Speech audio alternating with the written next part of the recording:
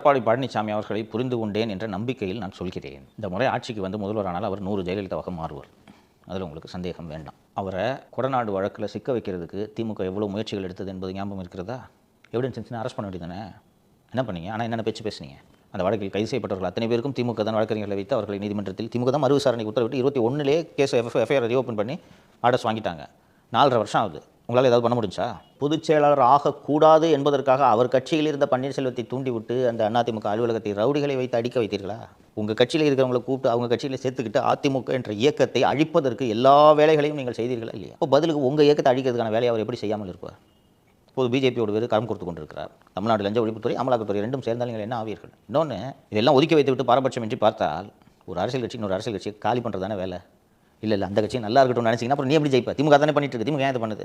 நம்மளை திருப்பி நம்மளை தோக்கடிக்கிற கட்சி அதிமுக. அந்த கட்சியை உடச்சு விட்டு 2 தலைமை 3 தலைமைன்னு ஆக்கணும்னா நீ எப்படி எலெக்ஷனில் போட்டிடுவா? அந்த துணிச்சலில் தானே நீங்கள் துபாய்க்கு வந்து கூட்டு போ எவங்கப்பா என்று போனீங்க. எனக்கு எந்திரிச்சு நின்றுச்சு அந்த கட்சி. இதை திமுகவுக்கு எடப்பாடி செய்ய மாட்டாரா?